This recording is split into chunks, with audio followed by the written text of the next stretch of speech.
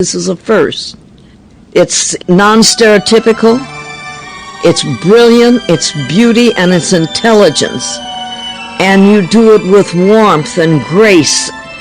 And I'm just standing there watching him, listening to him. I'm thinking the only visions I've seen of this man really are nightly on the news with marching and black people in the South marching and demanding their rights to sit at a lunch counter and coming out, being herded out and having hoses, fire hoses turned on them. Dogs, attack dogs, turned on men, women, and children. And this man leading them and marching, and the face of all of this, being arrested. Every night I ever saw him, I said, they're going to kill him. And it won't happen past this time. But it did. And so he became this power of hope. And here I am playing this character that I'm going to give up. And I said to him, Dr. King, thank you so much. I'm going to miss my co-stars. And before I could say because, he said, what are you talking about? What are you talking about? And I said that I just told Gene that I'm leaving the show after the first season because I've received, and he said, you cannot. I felt like that little boy who later said, what you talking about, Will? Because I felt like saying, what you talking about, Dr. Martin Luther King? But my mouth just dropped. And he said, you cannot leave. Do you understand? It has been heavenly ordained. This is God's gift and onus for you. You have changed the face of television forever because this is not a black role. It is not a female role. Anyone can fill that role. It's a role with power and dignity. He said it can be filled by a woman of any color, a man of any color. It can be filled by another Klingon or some alien. An alien. He said, this is a unique role in a unique point in time that breathes the life of what we are marching for. Equality. He says, beside, your chief communications officer, you're fourth in command.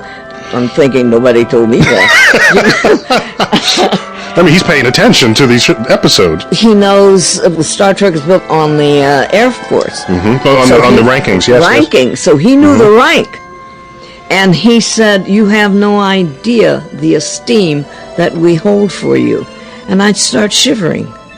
And I'm just looking at him, and my mouth was quivering.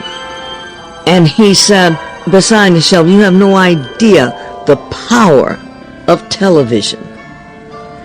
This man has shown us in the 23rd century. This man, Gene Roddenberry. Started now. This man who's created this. This man has created a reality. And because it's in the 23rd century and you are chief communications officer, fourth in command of a starship or going on a 5-year mission where no man or woman has gone before, it means that what we are doing today is just the beginning of where we're going, just how far we're going. We have to make sure that that's enabled. You cannot leave. Besides, and then he smiles again, Star Trek is the only show that my wife Coretta and I allow our little children to stay up late and watch. And Nichelle, I can't go back and tell them this because you are their hero. So overnight, your life became bigger than yourself. Exactly. Your role became bigger than you. I couldn't think of anything for the rest of the weekend. I was just shivering. Sometimes I was furious. Sometimes I was crying. Sometimes I just sat numb and thought about it.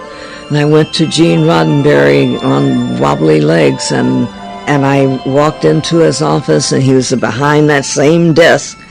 And Gene was a 6'3", muscular, hatchet-faced man with a wicked sense of humor and a brilliant mind. And he sat there and he looked at me, and I said, Gene, if you still want me to stay, I'll stay. And I told him the story, what had happened to me with Dr. Martin Luther King. He just looked up at me and didn't say anything for a long time. And he opened his desk drawer and took out my letter of resignation and handed it to me. And I looked at him, at this man, and the tears rolling down his face. And he said, God bless Dr. Martin Luther King. Someone knows what I'm trying. Someone realizes what I'm trying to achieve. I'm getting misty-eyed just listening to your story. Oh, I mean, just... I can hardly ever tell it. And he handed me my letter of resignation.